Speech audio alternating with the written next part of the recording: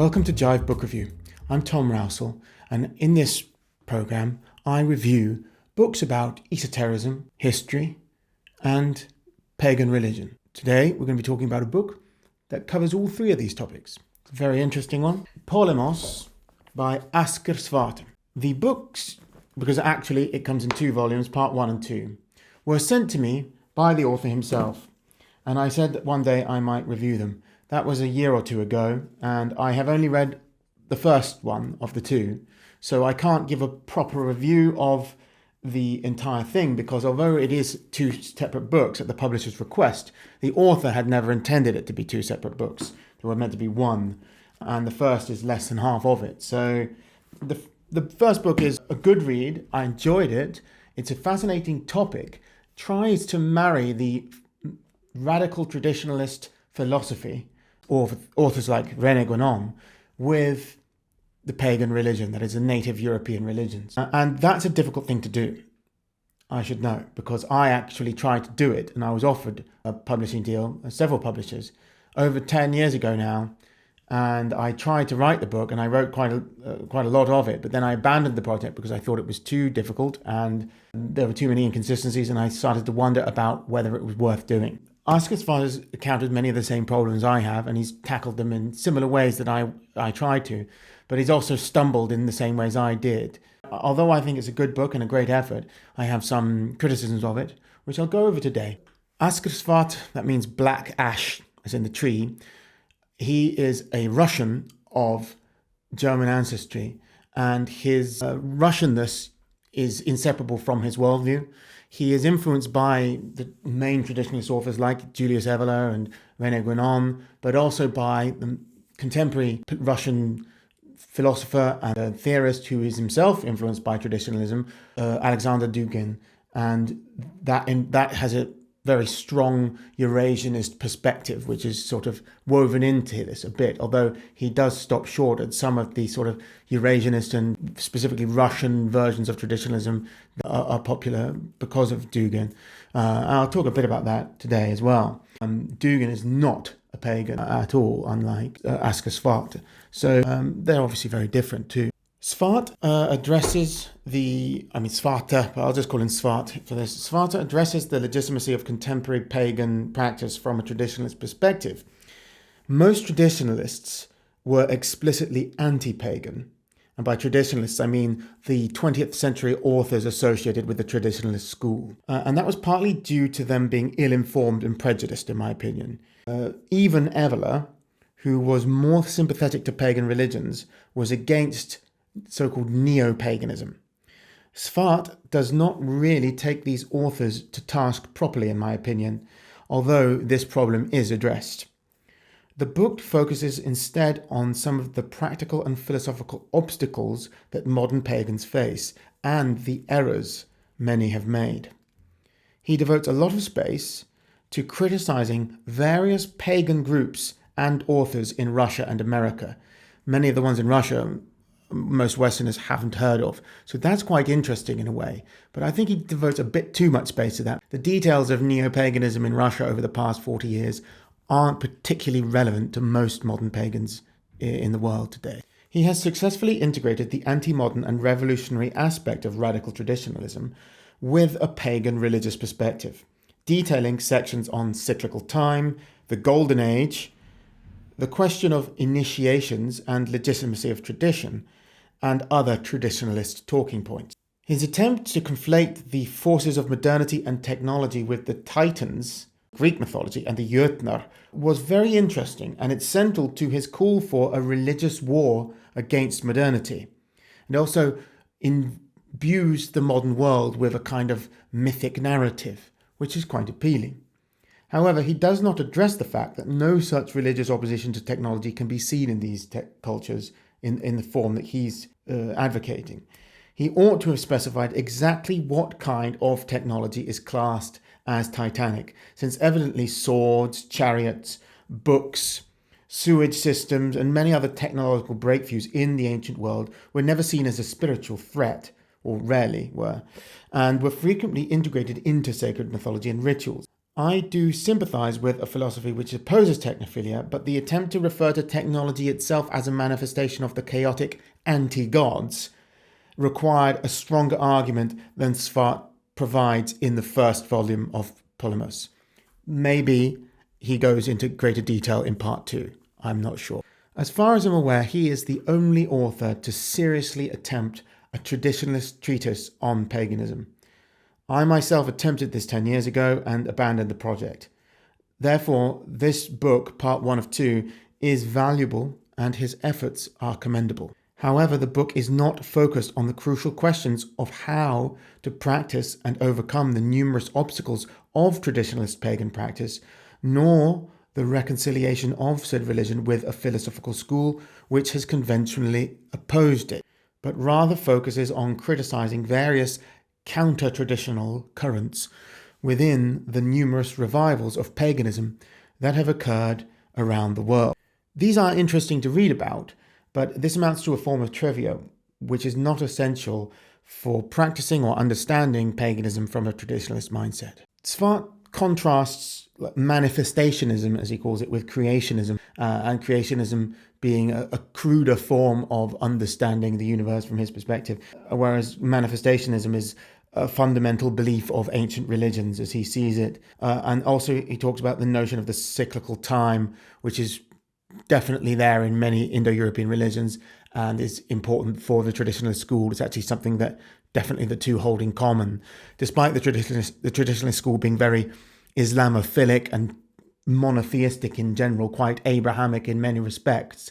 It's extremely tied to the very Indo-European idea of cyclical time as well, and that's something that paganism can easily be reconciled with traditionalism, and he focuses therefore on that strong point.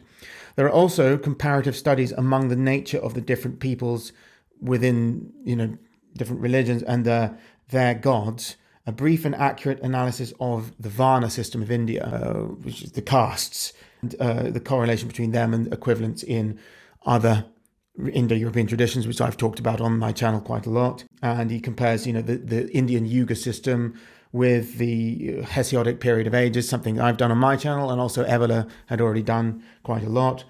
I think the best way to proceed is for me to just go through some of my favorite quotes from the book and also look at some quotes from the book that I don't agree with, and I'll talk about them and why I agree and disagree with the different things that I've looked at.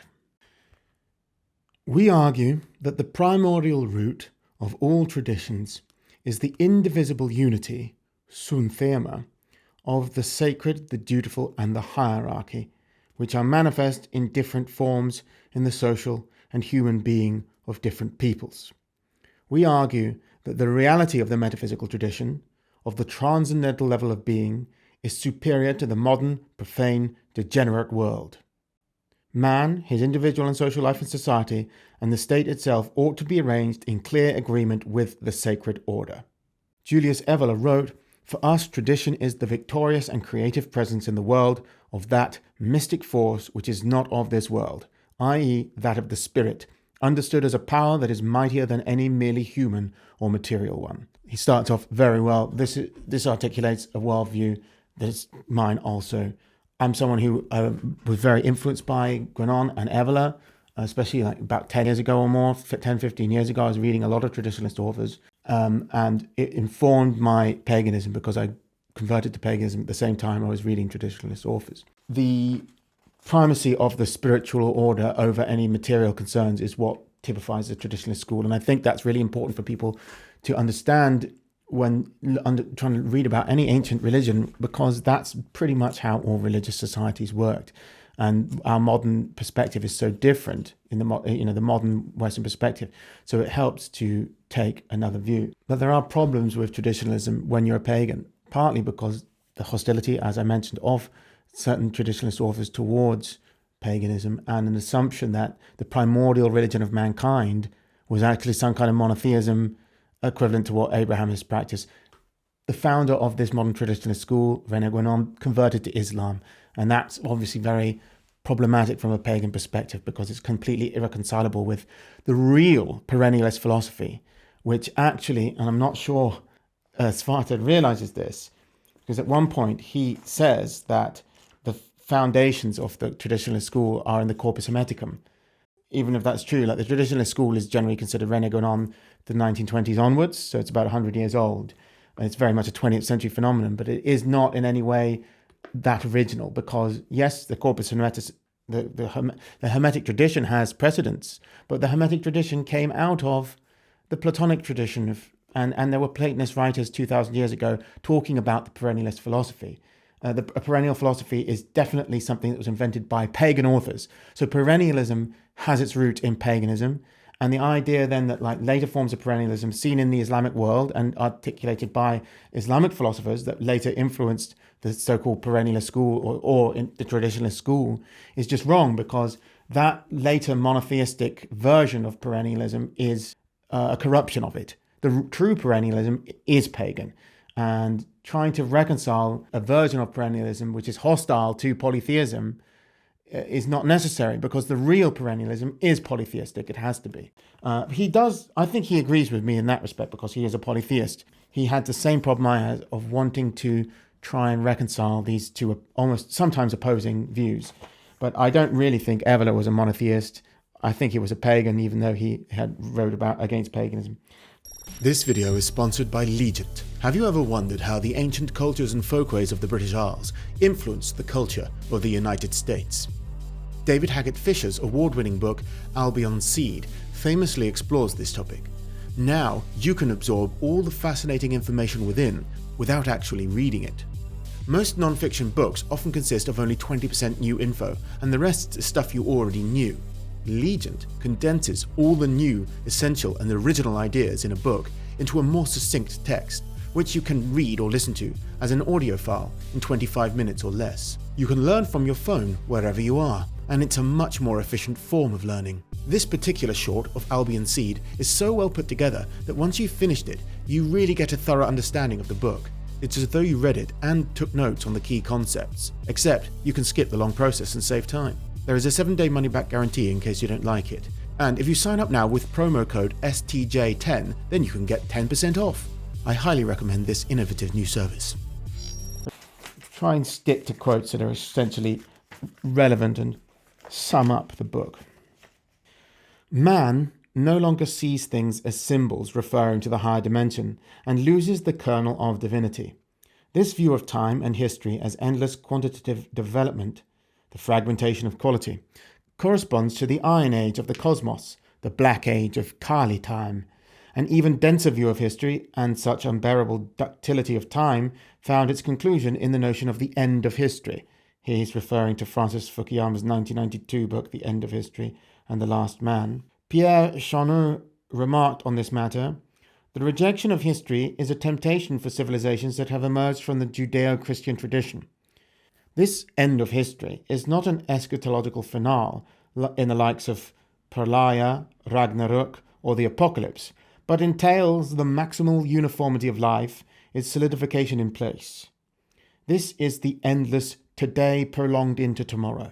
This view does not contradict the quantitative multiplication of material things, but rather crowns such as the absolute senselessness and hardening of the Kali Yuga."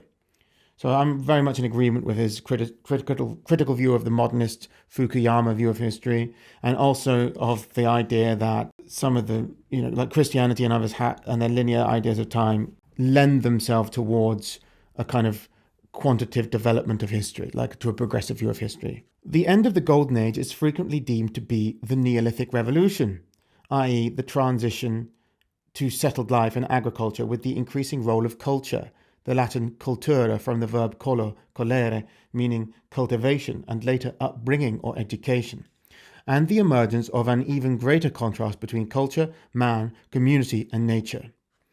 The duration of the Neolithic Revolution is estimated to be close to 7,000 years, ending approximately in the 3rd century BC. According to this dating and its correlation to known times of the formation of spiritual heritages, material artifacts and the texts of great civilizations, we can suggest that the latter were created either during the time of transition or after the Golden Age. The emergence of writing and books on the territory of modern Hindustan was regarded by the ancient Hindus and Tibetans to be signs of decline, which is to say that they had already reflected on the diminution of sacrality in the world and saw the need to and sought to record, preserve, and transmit sacred knowledge, teachings, and philosophy. Yet the consensus on the Golden Age is the fact that it will necessarily come again in a new future cycle. This certainty has nothing in common with the perversions of the Golden Age of progressives and the Enlightenment, but is entirely organic to the doctrines of the cyclicality of time and the changing of epochs. So here he's sort of talking about the possibility that the notion of the Golden Age, or in the cycles of times, the yugas in the Hindu tradition and the have the equivalents in the Norse tradition and Hesiod and Ovid, they all have like this ancient golden era which goes progressively worse, and usually there's a cycle of return, although in some traditions that cycle isn't properly articulated, but it's hinted at. I personally think it's a mistake to try and date that, because the different traditions date it differently, and trying to place it in an actual historical timeline sort of ends up corrupting the overall message. It's similar, I believe, with Plato's in the Critias, and he's talking about Atlantis. I think that the purpose of that story Plato told is to warn people about the fragile and ephemeral nature of civilization, and that it can go. Not to give you a history lesson just about an actual place that existed called Atlantis. And similarly, the cycle of ages is ancient wisdom that communicates that this cycle, the return of cultures, and they come and they go. And that's borne out well through all the evidence we have of history from archaeology and DNA and stuff. Cultures rise and fall. I don't think the Golden Age can be made to be equivalent to the Neolithic or something like that. I think that's a simplification which reduces its allegorical value. But the part about Hindus seeing the introduction of writing as a degeneration of sorts is very interesting, because it's true, and something similar seems to be the case for the Druids in northwestern Europe. We'll come back to this topic of technology as a sign of decline, because it's central to the thesis of Polemos. Historically, in Europe, Plato already recorded a definite decline in the religiosity of his fellow citizens, and attempted to breathe new life into rituals and to reform society in accordance with his ideal state and philosophy. The Greeks' increasingly pessimistic view on life and the afterlife in the underworldly realm reflected an increasing distance between the transcendent and the immanent, as the light of the gods slowly yet surely began to fade. Mircea Eliade cited on this note the statements of Theognis, Pindar, and Sophocles that man is better off not being born, and if he has been born, then to die as soon as possible. Homer saw the afterlife as painful and miserable, and a similar view of Helheim, one of the lower worlds of the dead, was common among the Scandinavians. Herodotus told of a case in which a devout Greek woman implored Apollo to reward her children with the highest gift, and Apollo fulfilled her wish. Her children died instantly without torment. The Greeks also more acutely felt the predestination of destiny and fate, as in the threads of the three Moirai, the Norns in Odinism, and such views of fate as suffering were widespread and even more dramatically developed in Hinduism's doctrine of karma and suffering. In late Rome as well, the degeneration of tradition reached the levels of reducing the gods to legal figures who could be called as witnesses to courts, thus rendering the gods elements of republican law. That's enough of that quote. These things that he gives as evidence of the decline of the core true tradition in the ancient world and in pagan religions, I don't think that they are that, because there's no evidence that this belief in fate was a degenerated form of an earlier religion where fate wasn't important. In fact, the fact that these various Indo-European traditions all have these important spinners of fate is pretty good evidence that it was there from the primordial form of Indo-European religion practiced 6,000 years ago. If you go earlier back in time than then, you're just talking about their ancestors were just hunter-gatherers in Siberia, in Russia or whatever, and we don't really know that much about what their religion was or how much they believed in fate. There's no actual written or other kind of evidence that can talk about what religion was like prior to 6,000 years ago. The furthest back we can go in this respect is reconstructing the Proto-Indo-European religion, and that's by comparing the extant sources on Indo-European religion, and all of them are very fate-heavy. So I can't see any evidence that you can talk about this as being a sign of a decline from an earlier religion that we don't actually know existed. So I just don't like that part of the traditionalist school. As well, the idea that the belief in hell is this, like, the bleak view of hell. That's so well attested in so many sources. I've talked about that in my video on the underworld. And it's not just Indo-European. I think that's going to go back right to the Ice Age, because there's also similar equivalence of this idea of hell and fate in Native American religions, which diverged from the ancestors of the Indo-Europeans, which were hunter-gatherers in Russia in the Ice Age more than 20,000 years ago. So I think it's really, really old. And to talk about these things as a sign of decline in 2,000 years ago it's just not borne out by any evidence. So I can't follow on that. Man is always profanum with regards to something, to some given space of spirits or gods, but he is simultaneously always within a pharnum, temple, or space of some other god or spirits. Thus, we have a picture of saturated natural space, sacred mountains, rivers, forests, and fields, and saturated sacred social space, mysteries, cults, caste rituals, the myths of guilds or craft artels, etc. In paganism, the world is one thorough, continuous hierophany, a manifestation of the sacred. In essence, this is sacred geography, the landscape of mountains and valleys, chasms and peaks, forests and seas, and different currents and nuances within at once a given tradition and tradition as a whole. Well, that's grand. I love that quote, that he typifies there. Very much influenced by Mircea Eliade, as I am too, on the idea of the pagan's conception of sacred space. That's quite a wonderful little passage. Interestingly, despite him being a traditionalist, he, like me, has read Alain de Benoit, who is very much not a traditionalist, very much more a modernist of the French New Right. But it's interesting to hear someone try and integrate de Benoit's quite modernist perspectives on paganism and religion into a traditionalist perspective. Alain de Benoit on the difference between the martyr as a Christian hero in comparison to the pagan hero whose worth lay in his prowess in attaining and holding on to power, and he gladly died on the battlefield in the moment of victory. So these kind of sentiments are quite popular with a certain type of pagan adjacent philosopher in the online space today. But those kinds are not traditionalists. So it's interesting that he's very happy to integrate non-traditional, even untraditional authors into his work.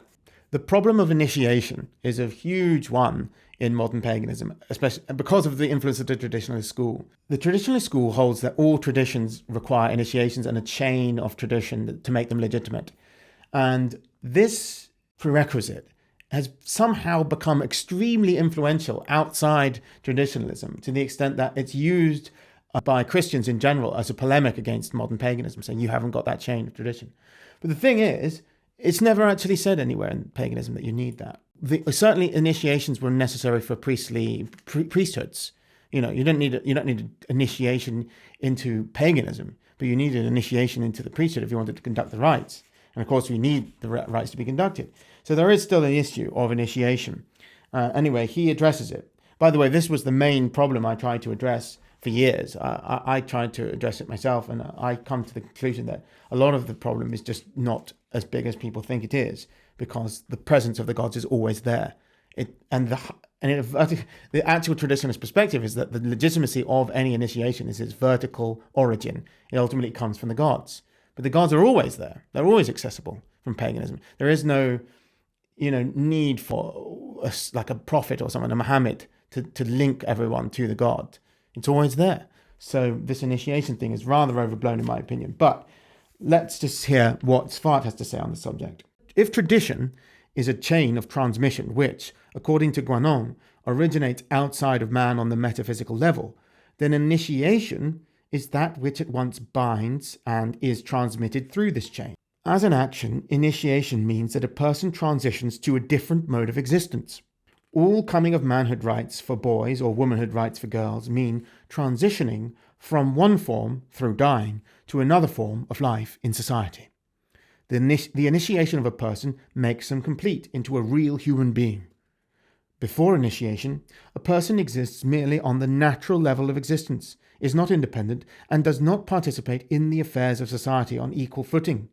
Well, there's a long quote from Iliad, I won't go into it. But one of the examples of initiation he gives, Svarte talks about in this, and from a Russian perspective, is the fact that there are extant shamanic traditions in Siberia among, Mongolic and Turkic peoples and such. He's talking also later on about the potential for transmitting the initiation from one tradition to another, and whether shamans have a role to play in this for Indo-European pagans. But the thing is, the actual shamanic, if you read about actual shamanic traditions, the difference between a priest and a shaman is that priests are initiated through a priesthood or a chain of command, but shamans can be initiated directly via supernatural beings through the process of being healed. So a shaman who heals someone, that other person who is healed by the shaman can, in the process, become a shaman, can start to have shamanic voyages in their dreams, can start to interact with divine beings, and therefore be initiated directly. So that problem of initiation isn't the same in shamanic contexts. And I think that there's something very interesting there to be considered for Indo-European pagans practicing today, because unlike others, we don't have a tradition of Gothes. By the way, despite being Russian, he practices mainly Germanic paganism, Svarte, Askr, same as me. But he's very much influenced by Greek and Hindu and other Indo-European traditions. Not to say he's entirely syncretic, but he's just using them as inspiration and thinking about the philosophical implications that they present. Increased attention and reverence of the gods and goddesses of death and wisdom on the part of the upper caste in the Kali Yuga is also related to the problem of initiation, which we will examine further. In this regard, it is noteworthy that in Hinduism, the god of wisdom, Ganesh, appears as the son of the god of destruction, Shiva. In Odinism, Odin's search for wisdom leads to his frequent encounter with death, such as the head of Mimir, whose wisdom is honored by the All-Father and which is, in a certain sense, dead. In the words of Volks Veleslav, the path to wisdom is the path to death. I'm very much in agreement with Veleslav here that wisdom and death are connected in the Indo-European tradition. And I don't think, however, necessarily that this increased attention to death and wisdom on the part of the upper state in the Kali Yuga is something to do with the decline of the ages. I think it's always been there because it seems to me the primordial tradition is centered on, the Indo-European tradition has always been about this wisdom associated with the death.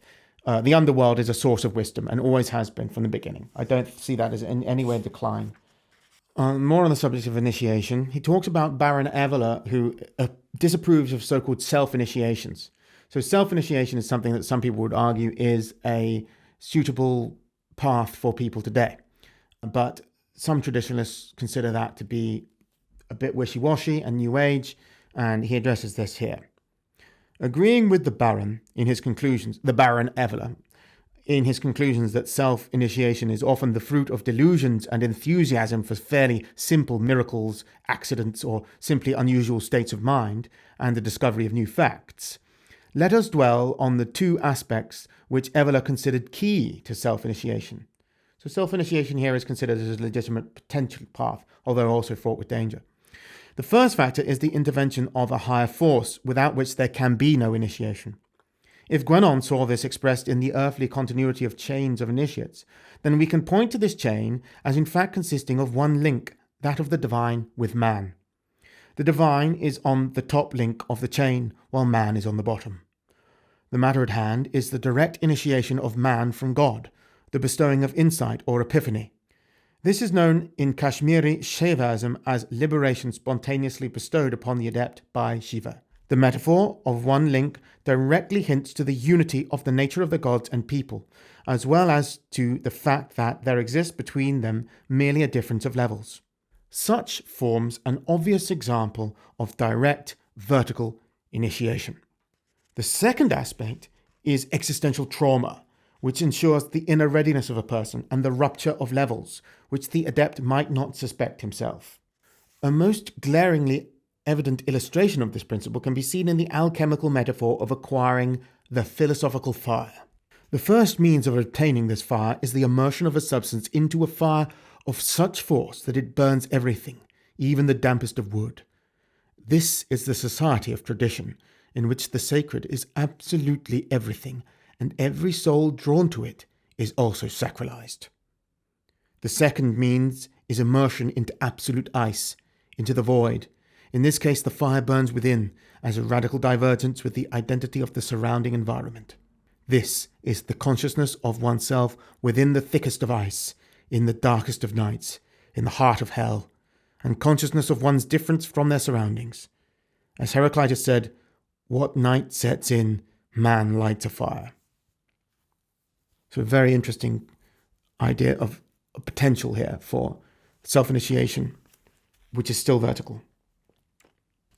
More on the same, he quotes Veleslav, "True tradition is the transmission of living fire, not the preservation of ashes. True wisdom is spiritual insight here and now, not a memory of the past, no matter how great and glorious it was." And a similar thought on the individual path was expressed by Evola.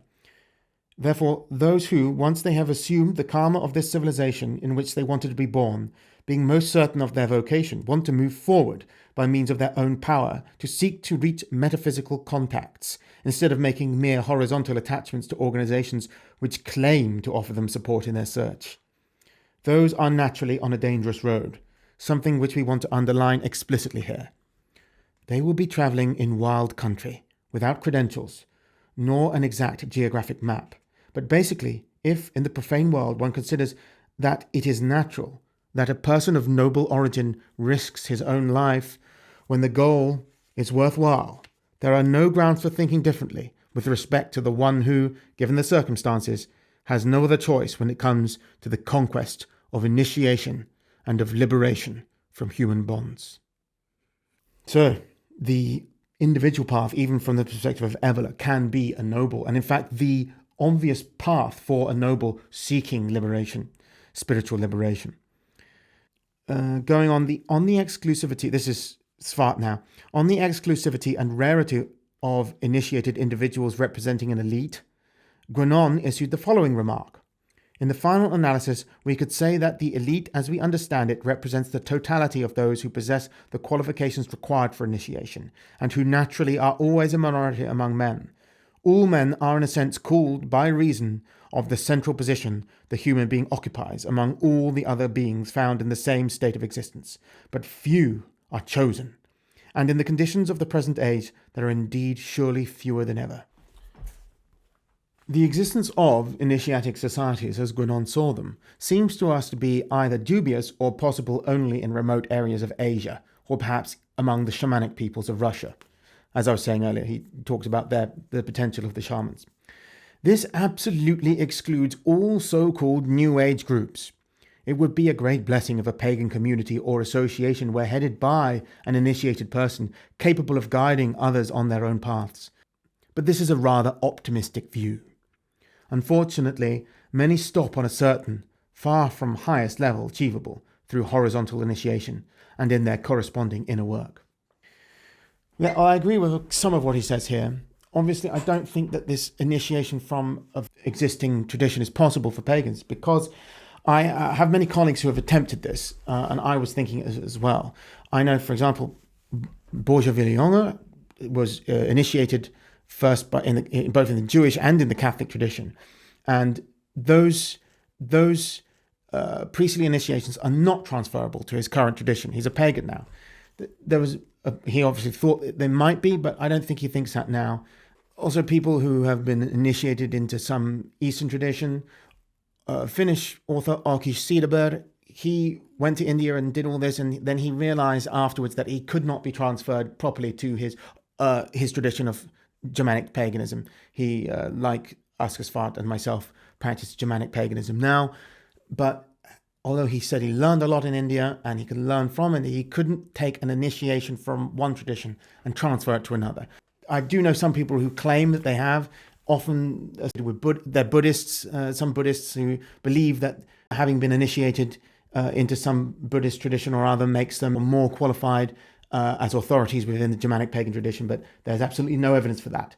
I think they're wrong, in fact. I think they've deluded themselves, because the mixing of traditions is quite New Age, in fact. Trying to escape the New Age trap of self-initiation by being initiated into a foreign tradition is another New Age trap, although it's not New Age to be Buddhist.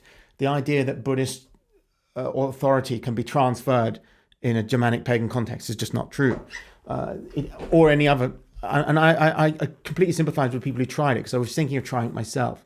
The problem of there not being an initiatic tradition of Germanic priesthood leaves us to try other things, including these kind of transference of tradition sideways. But as he said, the shamanic traditions in Asia might be more transferable, because you're learning skills then, rather than and it's not an initiatic tradition. You're learning skills for interacting with the other world, and those skills are transferable. And shamanic activities were included in the Germanic pagan tradition, although they're not central to the main activity of blood.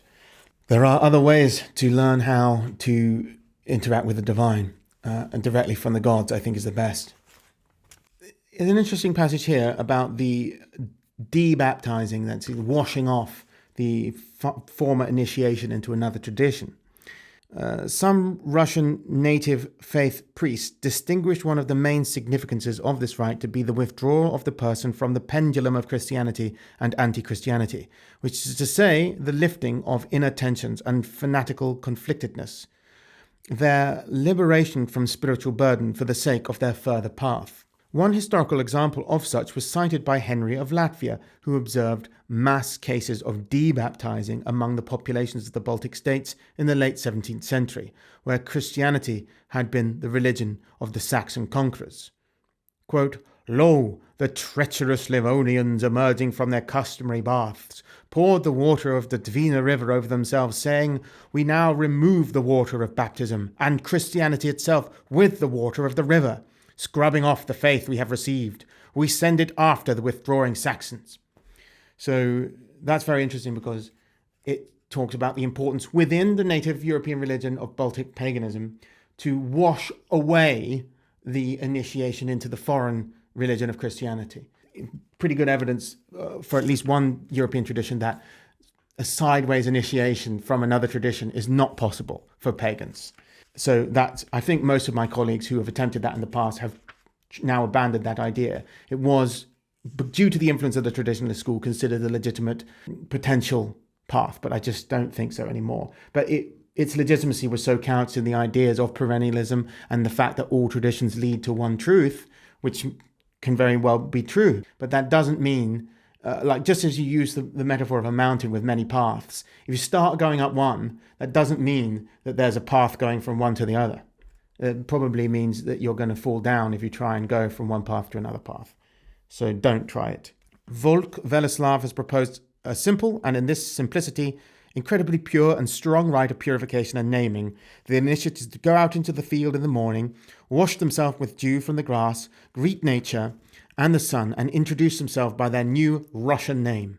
In this variant proposed by Veleslav, we at once see references to self-initiation, openness to nature during this simple rite, and to the importance of one's native language for communicating with the gods, a point on which we have dwelled in the preceding. So here I think he's agreeing with me, Svarte, saying that, this is a good way to self-initiate with your native tradition, using your native language and your native name. I'm not familiar with the works of Volk Veleslav, the Russian pagan, who he cites in this context. A much more complex question is the relation between one tradition and another. Is a foreign faith dignified or not? In ancient Greece and Rome, we can find examples of historians, travellers and philosophers describing the traditions of other peoples and finding analogues within their own, determining matches between, for instance, Egyptian and Greek gods, featuring the very same estate characteristics, functions and attributes to recognise the dignity of worshipping them as their own gods, albeit under different names.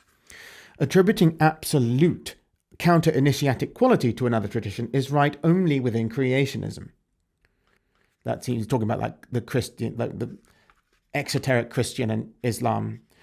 Just as Christianity rejects Judaism as old, no longer valid testament, and Muhammad as a false prophet, Islam in turn recognizes genuine initiatic quality only for itself, considering Judaism and Christianity to be preceding distorted versions.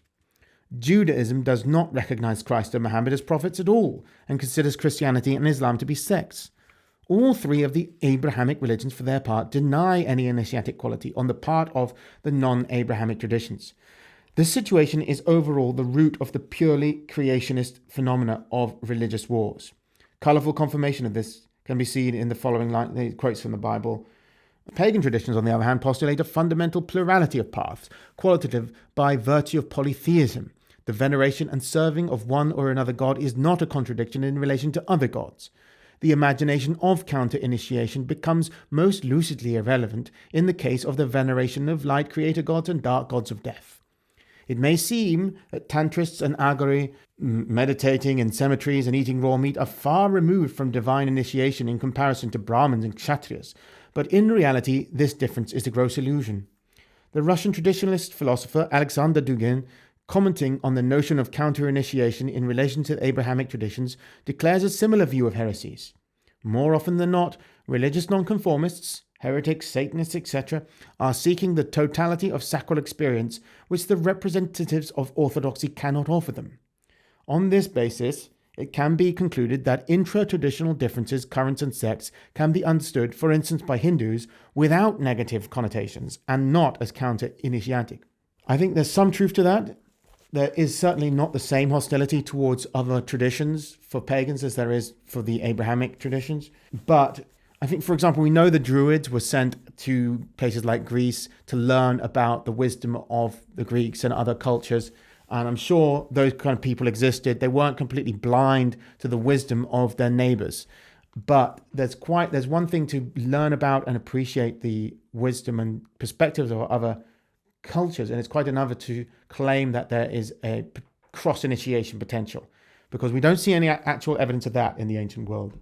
I don't see people who are saying, like, the mystery cults in Greece didn't accept, oh, you're already initiated as a druid in Britain? Oh, that means you can just come straight in as a hierophant.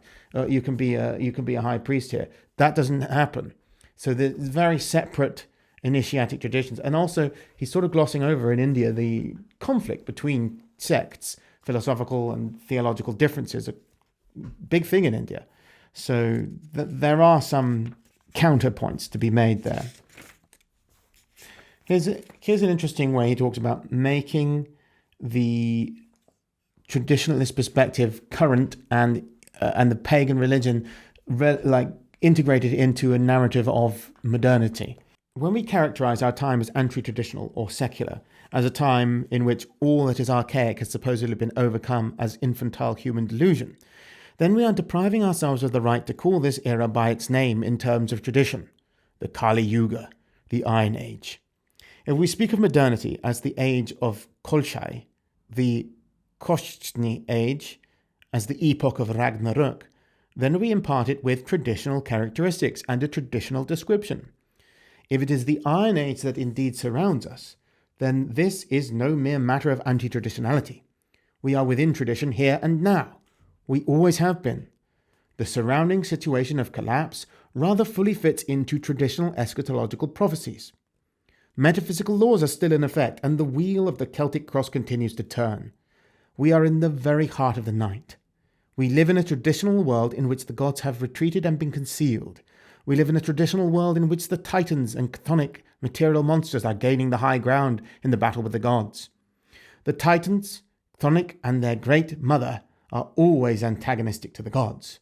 This is a continuation of the very first war, as a result of which the victorious gods organize space into an ordered cosmos. The Greek tradition named this war Titanomachia.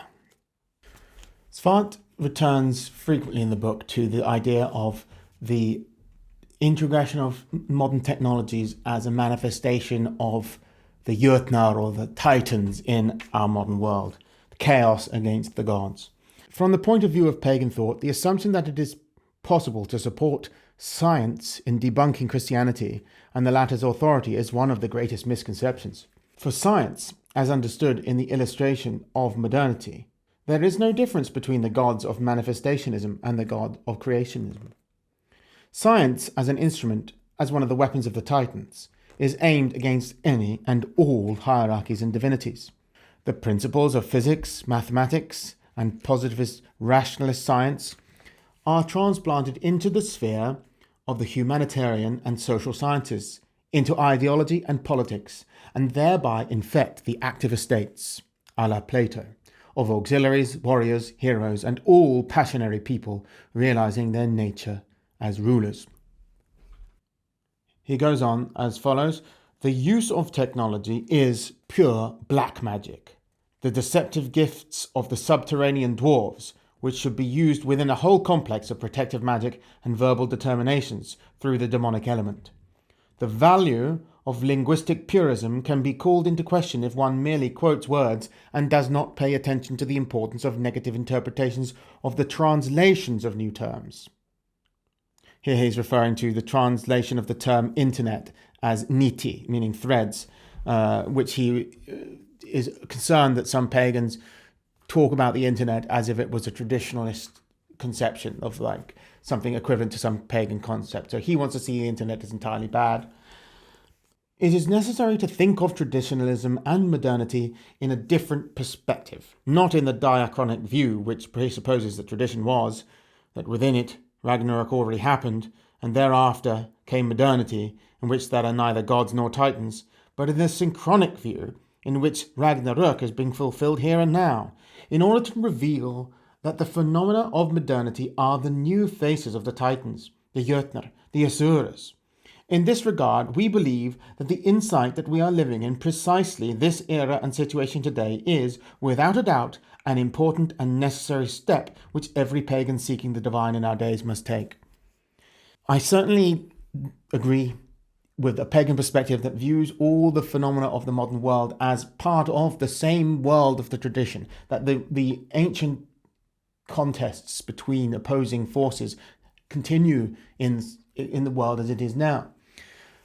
And I also agree that technology is dangerous. And I think that technophilia is a dangerous philosophy, and that certain technologies should be viewed with caution or even potentially seen as forces of evil in the world, representative of the Jötnar in that sense, like he says, but not to the extent he does.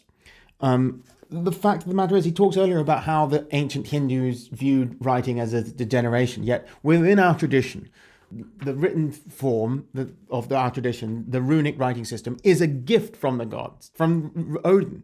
That technology is a gift from Odin. And there are many other examples of gods gifting technology, or technology has been associated with gods. And the dwarves aren't the Jötnar. They're not this all evil things. How do the gods respond to the technology of the dwarves in myths? Thor accepts the hammer. Thor accepts that. Odin accepts Draupnir. These are not things that the gods reject, the wondrous creations of the dwarves. So technology, therefore, can be... I don't agree, obviously. I'm talking to you now through the internet technology. I obviously don't agree that these forms are inherently opposed to us. They can be used to our ends as well as against them. The idea that the Jötnar make themselves known in this world exclusively for technology, or that technology is exclusively a manifestation of the Jötnar in this world, in this Midgard. I don't agree with that. I think it could just as well be a manifestation of the divine, that they provide opportunities for the divine to manifest itself. So many people are only aware of Askr Svarte because of the internet, because of these technologies.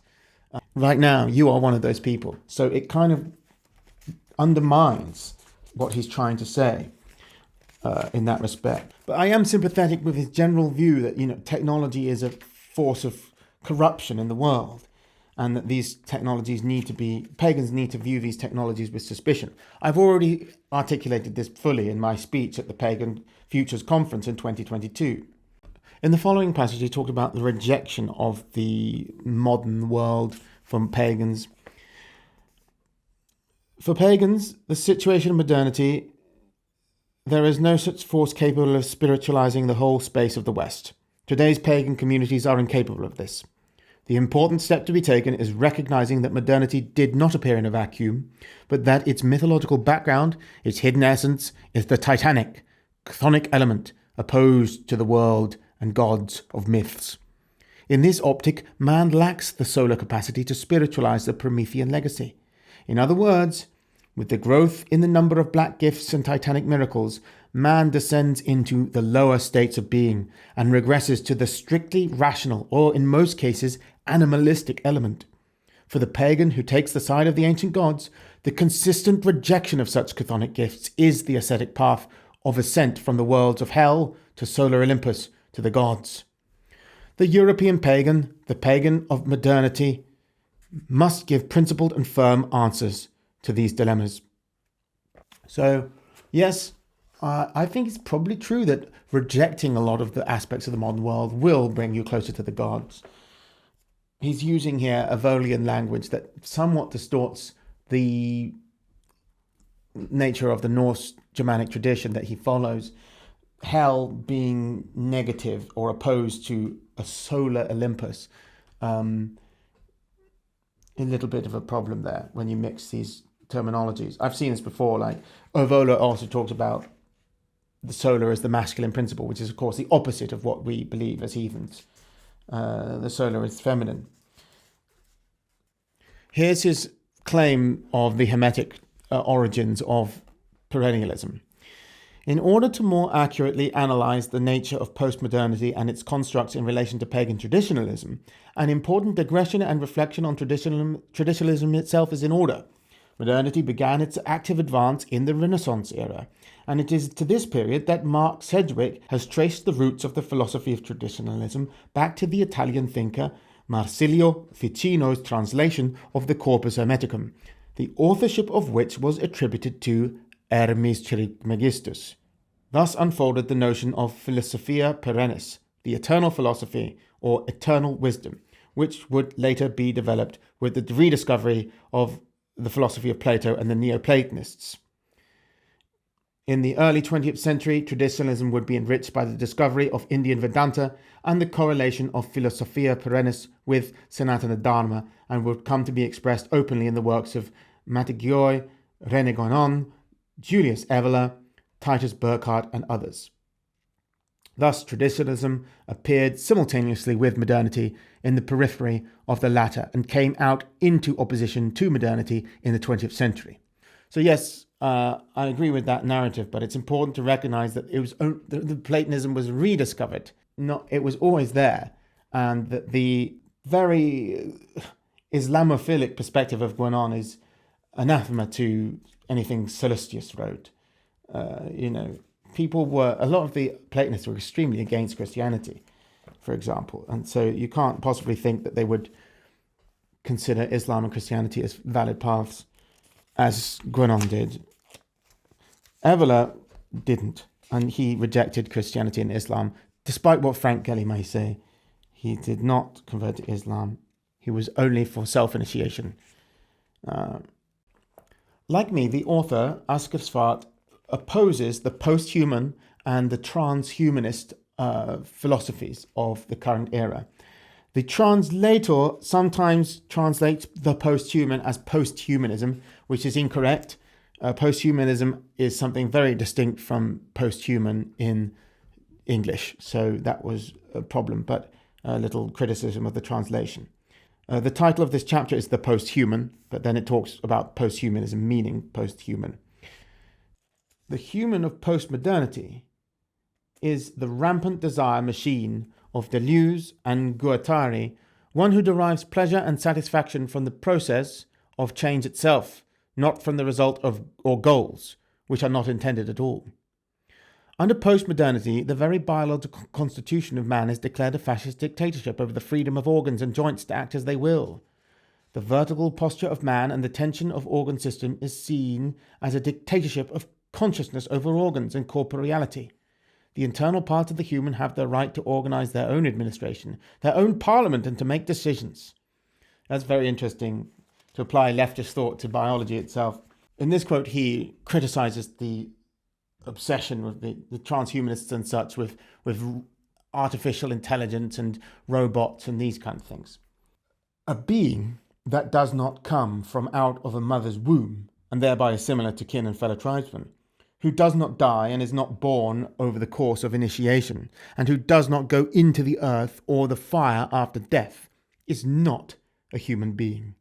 Perhaps similar, but below. Such are creatures of the lower world, devoid of the breath of the gods. Robots and robotized bodies are like the golems of Jewish mythology, whose lives and meaning are contained in a piece of paper placed in their mouths. In this case, program codes of algorithms for actions and the interpretation of a controller's commands. I agree with that very much. And it's nice to see a pagan attack on post-human philosophy. On the dangers of the New Age infiltration of paganism, he writes, New Age's claiming of traditional forms and the infiltration of resurgent paganism by modernist and postmodernist ideas pose a great problem. The scholarly community has construed all manifestations of the revival of pagan traditions to be part of this neo-paganism and New Age. Here, we can confidently parry such with the fact that paganism, existing in full force thousands of years ago and having passed through history in different forms of transmission, cannot be related to quasi-spiritual teachings invented within the last century or less. Otherwise, paganism is held hostage by this scholarly approach. In Russia, the complexity of classifications of religious movements and distinguishing between traditional and ancient and the fictional and modern is frustrated by the strong position of the Russian Orthodox Church, which de facto dictates the scientific apparatus in this field and has been actively involved in the operations of state religious studies commissions under the Ministry of Justice. Overall, to summarize, New Age currents represent the direct continuation of postmodern strategies applied to the sphere of spirituality, with all the accompanying and resulting dharmic relations. So yes, he doesn't agree with this idea that many people would say, including some traditionalists and also many scholarly academics talking about neo-pagan religions, that all of them are somewhat classified as New Age. And nor do I, of course. I don't think what I'm doing is New Age at all. But we are reviving the essential spirit of the original religious impulse and doing so with the aesthetics of an archaic religion. He quotes Alain de Benoit, "It is not a question of returning to the past, but of connecting with it, and also, by that very fact, in a spherical conception of history, to connect to the eternal and cause it to surge back, to have consonance in life, and to disentangle itself from the tyranny of the logos, the terrible tyranny of the law, so as to re-establish the school of the mythos and life. In ancient Greece, Jean-Pierre Varna observes, the effort to remember the primary purposes of everything is not the construction of the individual past of a man who remembers, the construction of his individual time, but conversely, it is what allows him to escape time.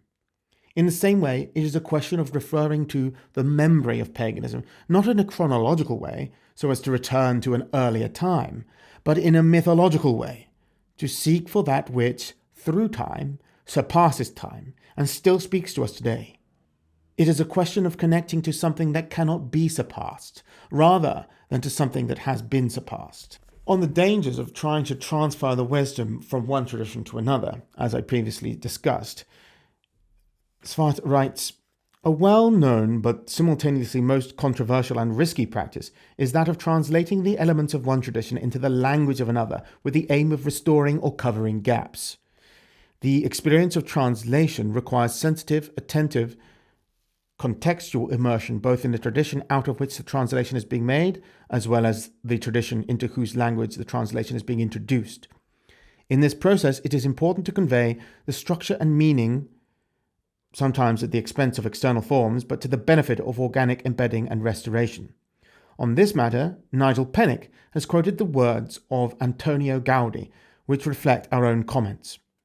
Those who look for the laws of nature as support for their new works collaborate with the Creator. Those who blindly copy do not." Wise words there. In the following passage, Svarte criticizes those who attempt to integrate technology into modern paganism, and this is a part that I am less in agreement with. The most disastrous and marginal resolution of the problem of the interrelations between tradition and modernity is represented by those attempts at conceptualizing the technological achievements of modernity and post-modernity, as well as their corresponding social and global changes in a positive spirit of development and reconciliation with the gods. In this practice, mobile phones, computers, and virtual networks are declared to be blessings of the gods bestowed upon humanity. Spirits and gods are introduced as the patrons of social networks, technology, and the IT sphere, and technological devices are actively used in ritual practice. The priest reads praises not from the heart, but from the screen of a mobile phone.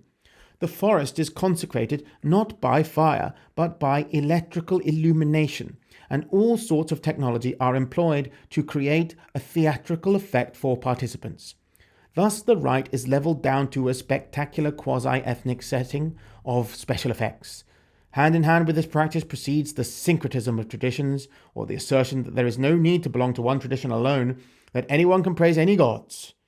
In this can be seen distinctly and without a doubt the postmodernist, post-religious syncretism, which excludes any initiative, dimension, and authenticity. Well, certainly I do oppose many of the things he opposes. The quasi-ethnic aesthetics used to sort of dress up a modern rite, or postmodernist ideas and post-religious syncretism that don't really value the component parts that are being syncretized. Those are things I all oppose as well. But, for example, he gives reading from a phone. If one writes a prayer, traditional prayer, and reads it from a phone, how does this offend the gods and prevent propitiating them in comparison to reading the same prayer from a piece of paper? How? The only decent argument I've heard from anyone to respond to this is that they require certain aesthetic stimulations which evoke for what they consider to be an environment that is like that of the ancestors, in order for them to achieve the necessary mindset to engage with the divine. Well, in that case, that's fine. If you absolutely need to write down your prayers on a piece of parchment or vellum, then do so. But what if others don't?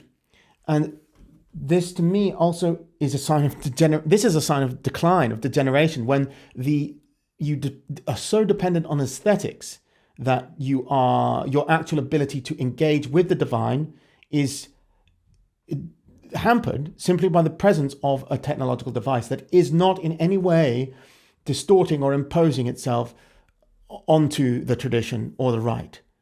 So we know that the introduction of runes was preceded by earlier forms of magic which were spoken, like Galdr. And the same in India. Before the Veda was ever written down, it was only the earliest version of the Veda is only about 1,000 written down. The Rig Veda is written down only 1,000 years ago. It was probably written down more like 3,000 years ago or something like that, 2,500 years ago. But the earliest manuscript we have is only 1,000 years old. But it was spoken from at least 3,500 years ago. And this form of technology of speaking it by heart didn't mean they made it up. It means that they had to memorize it from children, and you'd spend 20 years of your life every single day memorizing the prayers so that you didn't make them wrong. Obviously, the importance of saying the prayers exactly in the same way necessitated the introduction of technology that helped them to do this by writing it down. At this stage, the Eddas have to be written down for us because we can't remember the Eddas, and not everyone I don't know anyone who knows the entire Eddas off by heart, so naturally many people read the Eddas. Sometimes they read it from a book. If they read it from their phone instead of from a book, it would not make any difference to the gods at all. There is absolutely no theological argument I can come up with, I tried to, where I can argue that the gods would be offended from someone reading from a phone screen rather than from a piece of paper. Paper wasn't even used in those days. It was written on vellum, so even the paper itself is an introduction. The printing press didn't exist, so you have all forms here in the printed word of technology that did not exist, but they're acceptable and a phone screen isn't. This needs to be elaborated on. If he wishes to make this argument, it needs to be articulated exactly how the screen of a phone is offensive to the gods, but the printing press and book isn't. because that isn't made clear. So this is something I don't appreciate, because Evola even says, the traditionalist can be happy in any environment, whether he doesn't have to be on a mountaintop. He could just as well be in a busy city. So the environment, like a really differentiated man, can make can feel differentiated and can feel the presence of the divine in any environment. So it's not strictly traditionalist to say this, and it's not strictly pagan to say this. So in his marrying of traditionalism and paganism, where does he come to the conclusion that the presence of a phone screen corrupts the right? Because it needs to be, it's not enough to simply assert it. I think he needs to go in a bit deeper than that. But I do understand the need that some people have to create an environment that feels pre-modern. And if the phone for you is a symbol of the corruption of the modern world, then the presence of that symbol may be disruptive to your experience of the divine. That's something that you need to also work through, because those symbols, the presence of these technology is going to increase, and therefore your ability to experience the divine will decrease unless you find a way to not be so easily distracted by these symbols. But that, in that case, it's the phone as symbol is the problem, rather than the phone as any actual active participant of disruptive participant, antagonistic to the ritual. But yeah, I might come across as needlessly critical of this work, but I think it's a good book, and I do recommend that you read it. Try and get the camera to focus on the cover now. But Polemos, Dawn of Pagan Traditionalism by Askr Svarte. You can get a copy online from Prav Publishing. Thank you for watching the Jive Book Review. Are you interested in worshipping the gods of ancient England and Scandinavia, but you're not sure how to do it? Starting Heathenry is a ritual-focused online course which will furnish you with the knowledge and confidence to practice the heathen religion, alone or with others. The course teaches you how to construct heathen prayers for yourself, not according to the established rites of any modern group, but according to what historical sources show. Starting Heathenry assumes you're interested in Germanic paganism, know about the gods and myths, and want to begin practicing this religion, but require guidance on how to do so. It is based on a micro-learning structure, which is proven to improve knowledge retention by up to 80% in students compared to other learning methods. You get more than 5 hours of learning material, bit by bit, as you please. A modern method of learning about an ancient religion. Your path to knowing the gods through ritual starts here.